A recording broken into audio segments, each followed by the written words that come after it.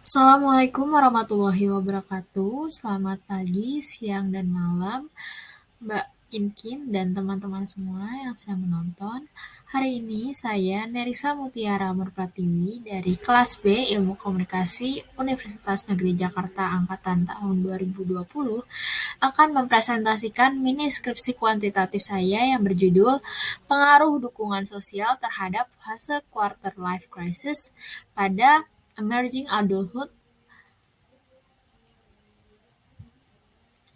Oke, selanjutnya pada pendahuluan nanti kita akan membahas mengenai latar belakang, perumusan masalah, tujuan penelitian, dan manfaat penelitian akademik dan manfaat penelitian praktis. Pada latar belakang, manusia sebagai makhluk sosial tentunya tidak lepas dari sebuah hubungan interaksi baik antar individu, kelompok, maupun individu dengan kelompok. Di samping itu, Susanto menyebutkan bahwa hubungan sosial adalah hubungan yang dalam prosesnya akan membuat antar manusia saling memberikan pengaruh satu sama lain. Pada masa saling mempengaruhi antar hubungan manusia seringkali terjadi pada masa emerging adulthood atau yang lebih dikenal dengan masa peralihan pada remaja menjelang dewasa yang terjadi ketika seseorang memasuki usia 18 sampai 25 tahun. Pada masa ini, individu akan mengalami perasaan bahwa ia sudah bukan remaja, tetapi untuk dibilang dewasa pun belum sepenuhnya. Dengan itu, individu pada masa emerging adulthood akan menjalani proses eksplorasi mendalam terkait jalan karir, identitas, ataupun gaya hidup. Hal ini karena disebabkan adanya tuntutan tanggung jawab yang lebih besar dibandingkan oleh masa yang telah mereka lewati sebelumnya. Dalam memasuki tahap masa awal menuju dewasa, seseorang cenderung merasakan ketidakstabilan dan hal ini seringkali menyebabkan seseorang menarik diri dari lingkungan sekitarnya. Penarikan diri di awal masa dewasa merupakan salah satu tanda dari quarter life crisis ini. Fase quarter life crisis dapat diketahui melalui beberapa tahapan, mulai dari dirinya merasa terjebak ataupun tidak memiliki petunjuk dalam hidupnya, kurang motivasi diri, dan tidak merasa senang dengan pencapaian diri ataupun orang lain. Susah dalam mengambil keputusan karena terlalu banyak pilihan, dan perasaan cemas akan masa depan. Selayaknya manusia yang sedang berada pada fase tersebut, sebagai makhluk sosial, tentu manusia membutuhkan dukungan sosial oleh lingkungan sekitarnya untuk melewati ataupun menghadapi fase tersebut.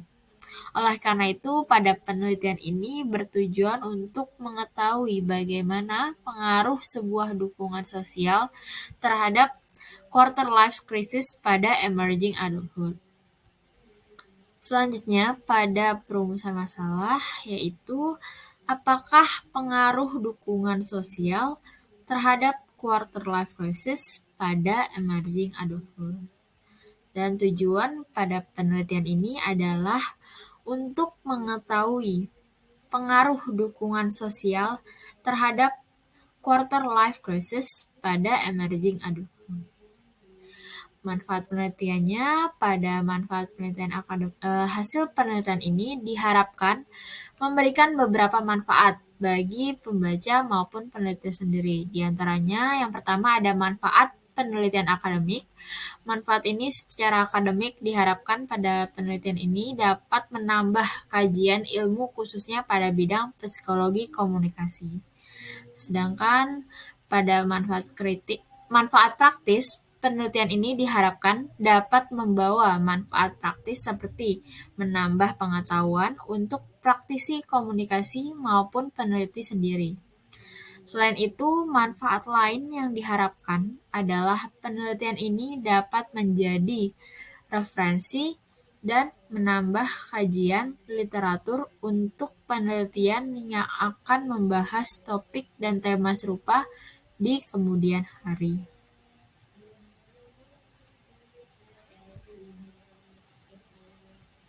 Selanjutnya, pada bab 2 atau landasan teori terdapat 6 subbab utama, yaitu konsep, variabel X, konsep, review literatur, variabel X, variabel Y, model penelitian, dan juga hipotesis teori. Yang pertama, kita akan membahas konsep. Konsep yang pertama itu, psikologi komunikasi menjadi konsep utama dalam penelitian ini. Dalam ruang lingkupnya, psikologi komunikasi mencakup komunikasi interpersonal, di mana pada hal ini seseorang akan berkomunikasi dengan seseorang guna memenuhi kebutuhannya sebagai makhluk sosial. Pada tahapannya, sikap mendukung atau supportiveness, mempercayai atau trust, dan terbuka atau open mind menjadi hal yang menumbuhkan hubungan interpersonal. Efek dari quarter life crisis ini terjadi pada seseorang emerging adulthood, salah satunya adalah menyebabkan adanya kecemasan pada diri sendiri. Dijelaskan melalui buku Psikologi Komunikasi, edisi revisi, karya Jalaluddin Rahmat, disebutkan bahwa seseorang yang sedang mengalami kecemasan, dirinya akan membutuhkan kehadiran seseorang untuk mendukungnya. Selanjutnya di sini akan disebutkan review literatur, berikut beberapa literatur pendahulu yang akan digunakan sebagai revisi penelitian.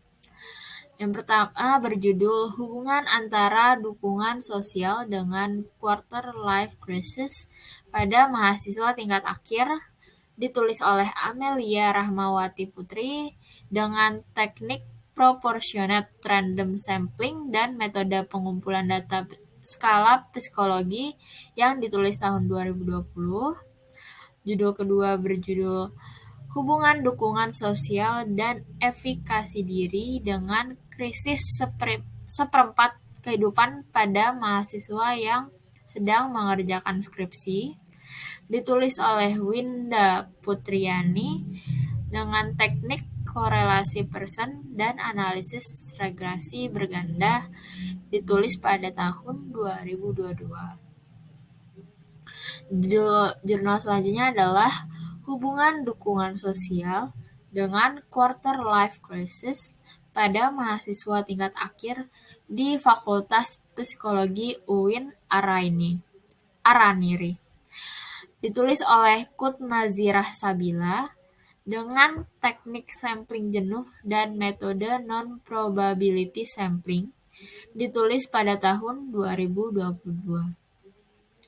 Judul selanjutnya, Pengaruh Dukungan Sosial Teman Sebaya terhadap Quarter Life Crisis pada Dewasa Awal, ditulis oleh Alisa Munaya Asrar dan Taufani dengan teknik purposive sampling dan metode pengumpulan data menggunakan skala dukungan sosial atau teori WIS dan ditulis pada tahun 2022. Judul selanjutnya, Pengaruh Dukungan Sosial dan Kematangan Karir terhadap Quarter Life Crisis pada Dewasa Awal. Ditulis oleh Nurhakilah MU dan Aditya PK dengan teknik korelasi, produk, momen, dan metode purposive sampling. Ditulis pada tahun 2022. Judul selanjutnya adalah Pengaruh Dukungan Sosial Teman Sebaya terhadap Quarter Life Crisis pada anggota fandom ARMY di Malang. Ditulis oleh Khalilista Rania Rahmadian dengan teknik random sampling dengan skala Likert, ditulis tahun 2022. Judul selanjutnya, Hubungan Antara Dukungan Sosial dan Kematangan Emosi dengan Quarter Life Crisis pada Mahasiswa Tingkat Akhir. Ditulis oleh Clarissa Aurora Akmalia dengan teknik incidental sampling dengan metode analisis regresi berganda, ditulis pada tahun 2021. Judul selanjutnya adalah hubungan antara dukungan sosial orang tua dengan kecemasan menghadapi quarter life crisis pada mahasiswa angkatan 2018 Fakultas Psikologi Universitas Diponegoro Semarang. Ditulis oleh Aulia May Vitaningrum dengan teknik simple random sampling dengan metode analisis korelasi regresi sederhana. Ditulis pada tahun 2021. Dan judul yang terakhir adalah hubungan dukungan sosial terhadap coping stress pada dewasa awal yang mengalami fase krisis hidup seperempat abad di Kota Bandung. Ditulis oleh Santi Yuliawati Andayani dengan teknik non-probability sampling dengan analisis uji korelasi. Ditulis pada tahun 2020. Lanjut ke subbab selanjutnya yaitu variabel X. Pada penelitian ini variabel X-nya adalah dukungan sosial. Selanjutnya variabel Y pada penelitian ini adalah quarter life crisis. Pada model penelitian ini variabel X-nya adalah dukungan sosial dan quarter life crisis sebagai variabel Y. Subbab terakhir pada landasan teori yaitu hipotesis teori. Hipotesis teori pada penelitian ini adalah terdapatnya pengaruh dukungan sosial terhadap quarter life crisis pada emerging adulthood. Oke. Selanjutnya kita pada metode penelitian. Di sini ada beberapa subbab utama dalam metode penelitian. Yang pertama ada paradigma penelitian. Pada paradigma penelitian ini menggunakan penelitian pendekatan positifis. Pendekatan positifis atau objektif yang dimaksud adalah penelitian yang dilakukan akan bersifat objektif dan jauh dari sifat subjektif. Oleh karena itu, penelitian ini ingin melihat bagaimana pengaruh dukungan sosial terhadap fase quarter life crisis pada emerging adulthood secara objektif. Subbab selanjutnya ada pendekatan penelitian. Penelitian ini menggunakan metode penelitian kuantitatif, di mana penelitian kuantitatif berfungsi untuk mengukur data dan analisis statistika. Penelitian kuantitatif juga digunakan untuk dapat menguji teori objektif dengan mengecek hubungan antar variabel. Subbab selanjutnya yaitu metode penelitian. Metode penelitian yang dipakai pada penelitian kuantitatif ini adalah metode ilmiah hipotetiko-deduktif. Metode ini digunakan untuk dapat memahami suatu fenomena yang bersifat khusus. Subbab selanjutnya yaitu populasi sampel teknik dan penarikan sampel. Populasi sampel dan teknik penarikan sampel. Populasi adalah kumpulan dari elemen atau objek informasi yang sedang dicari oleh peneliti. Populasi yang diambil pada penelitian ini adalah mahasiswa ilmu komunikasi Universitas Negeri Jakarta angkatan 2020 sebanyak 83 orang. Sedangkan sampel merupakan bagian unit atau elemen dari populasi yang digunakan untuk penelitian. Teknik penarikan sampel pada penelitian ini adalah non-probability sampling dengan jenis penarikan sampel purposive sampling.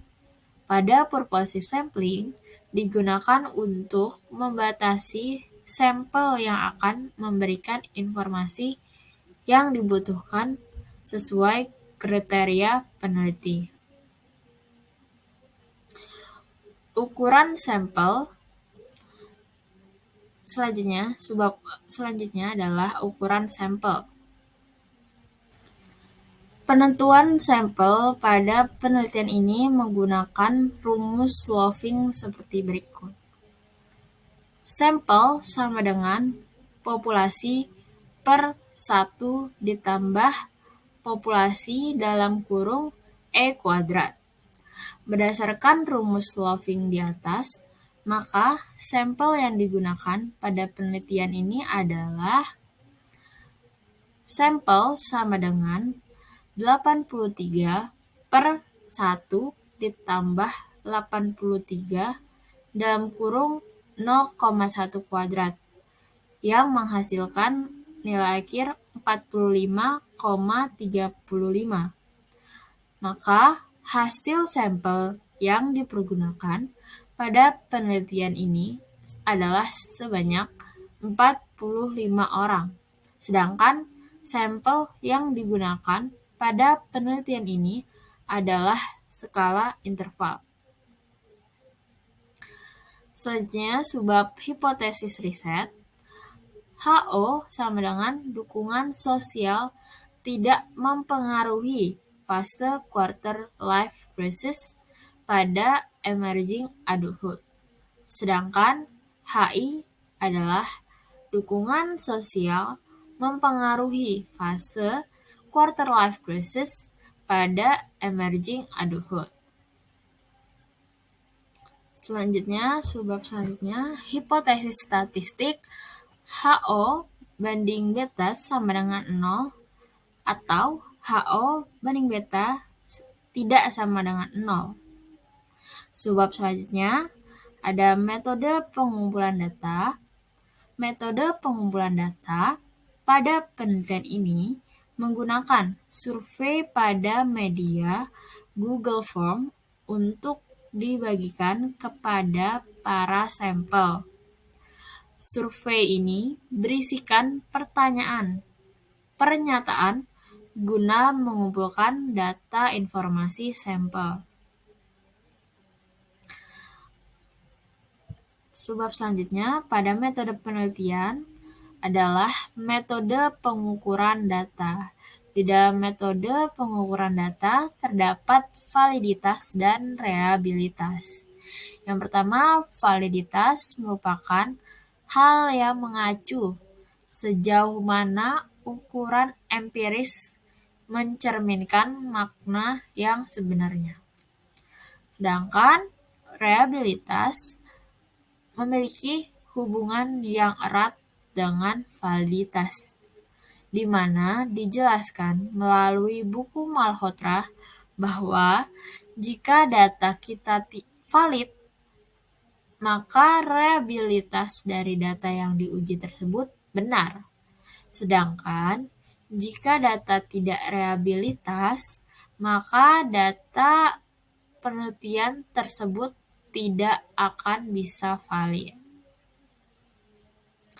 Subbab selanjutnya yaitu metode analisis data. Di sini di dalam metode analisis data terdapat analisis data univariat dan analisis data bivariat.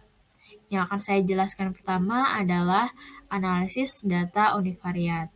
Analisis data univariat terdiri dari satu variabel dengan tujuan untuk mendeskripsikan data.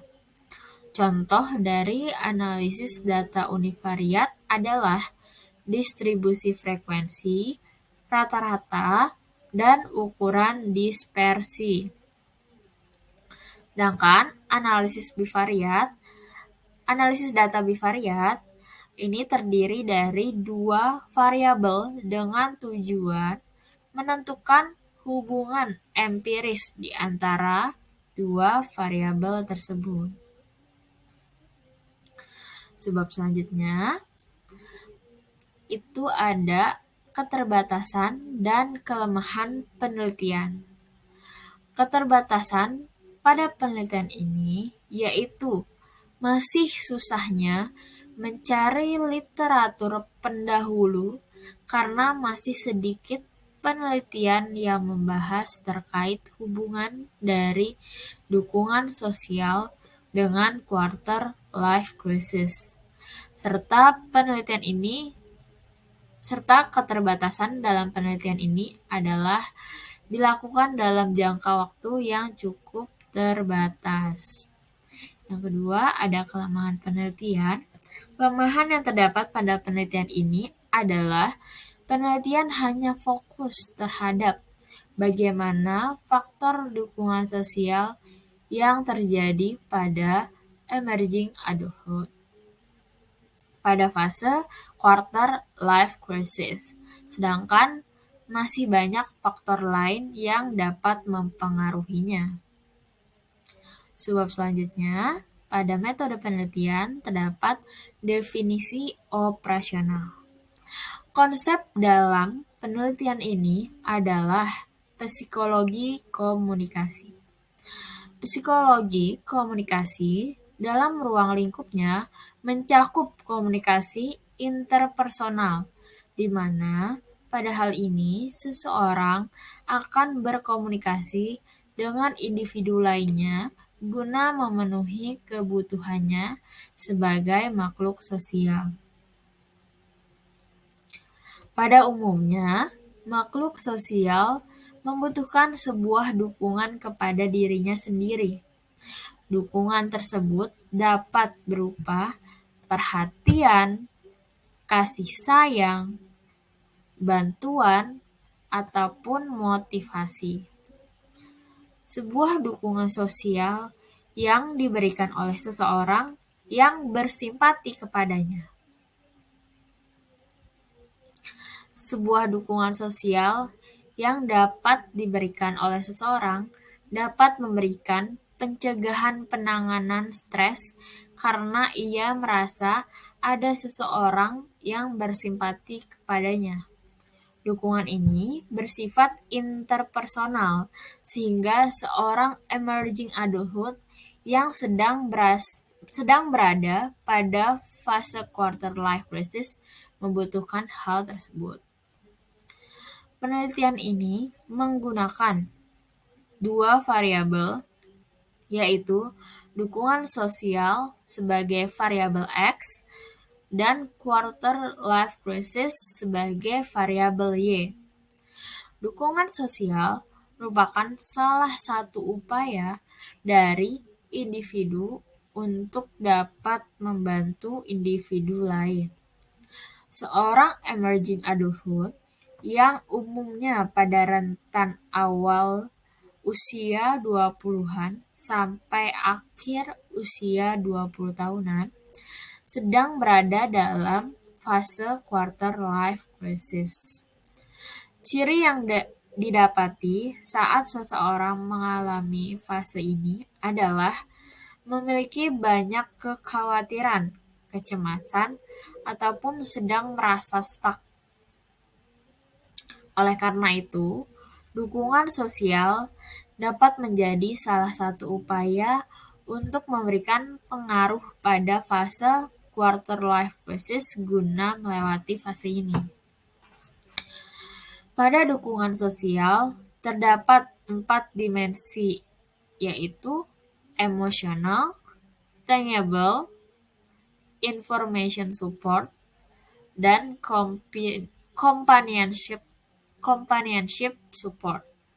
Sedangkan untuk quarter life crisis, terdapat 7 dimensi utama, yaitu kebimbangan, putus asa, penilaian diri yang negatif, terjebak dalam situasi sulit, perasaan cemas, tertekan, dan yang terakhir khawatir terhadap relasi interpersonal. Sebab selanjutnya pada metode penelitian adalah operasionalisasi konsep. Konsep utama yaitu psikologi komunikasi dengan variabel dukungan sosial sebagai variabel X dan quarter life crisis sebagai variabel Y. Pada variabel dukungan sosial atau variabel X, terdapat 4 dimensi, yaitu emosional yang terdiri dari indikator empati, kepedulian, dan perhatian. Dimensi kedua ada tangible yang terdiri dari 3 indikator, yaitu bantuan finansial, bantuan jasa, dan bantuan secara langsung. Dimensi yang ketiga yaitu information support yang terdiri dari 3 indikator, yaitu nasihat, arahan, dan feedback. Dan dimensi terakhir pada dukungan sosial atau dimensi terakhir pada variabel X yaitu companionship support yang terdiri dari 3 indikator juga, yaitu quality time, berbagi minat, dan berbagi kegiatan sosial. Dimensi ini, variabel ini didukung oleh skala interval. Sedangkan pada variabel Y terdapat quarter life crisis dengan 7 dimensi utama, yaitu kebimbangan terdiri dari 3 indikator, yaitu susah dalam pengambilan keputusan, tidak adanya pengalaman, dan banyaknya pilihan. Dimensi yang kedua ada putus asa, terdiri dari 3 indikator, yaitu yang pertama ada kegagalan dalam suatu aktivitas, yang kedua tidak percaya diri, dan yang ketiga kurang luasnya jaringan untuk dapat mendukung dirinya. Dimensi yang ketiga pada quarter life crisis yaitu penilaian diri yang negatif, terdiri dari 3 indikator, yaitu membandingkan diri dengan orang lain, yang kedua ragu terhadap diri sendiri, dan yang ketiga merasa hanya dirinya lah yang mengalami hal sulit.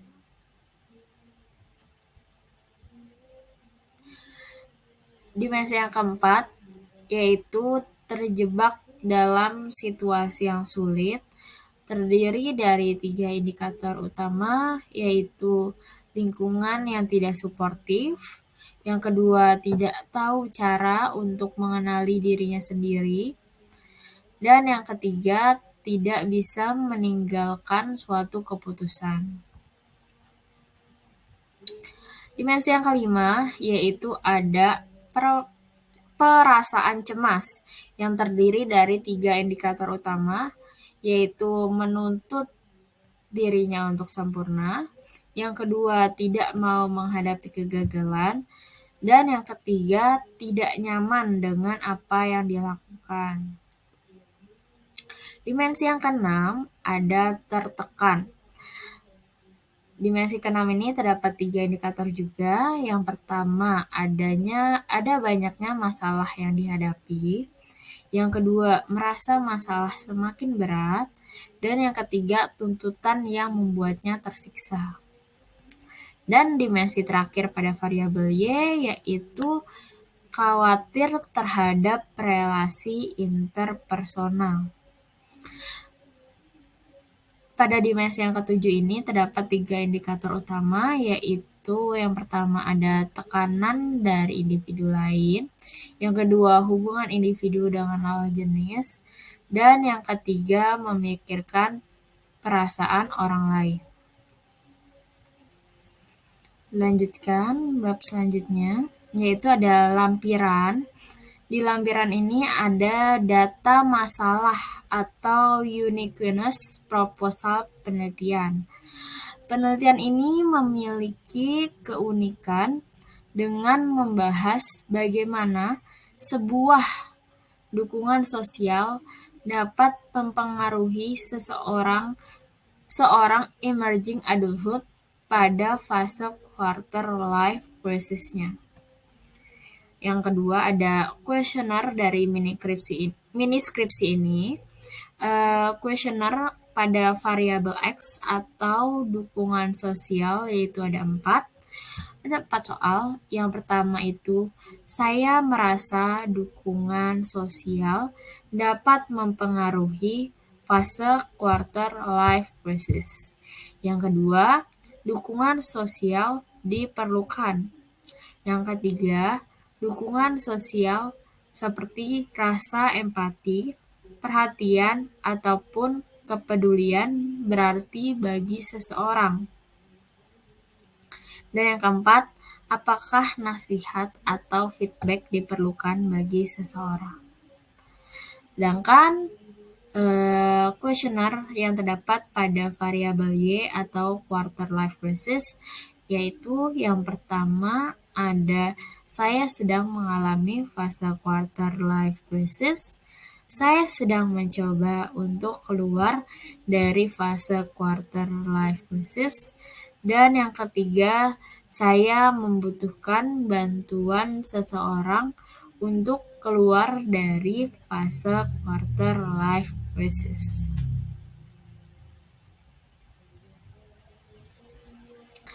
Oke, segitu saja. Sekian presentasi terkait mini skripsi saya yang berjudul Pengaruh Dukungan Sosial Terhadap Quarter Life Crisis pada Emerging Adulthood. Semoga yang mendengarkan dapat menambah pengetahuan dan untuk diri saya sendiri juga. Wabillahi taufiq wal hidayah. Wassalamualaikum warahmatullahi wabarakatuh. Terima kasih atas perhatiannya.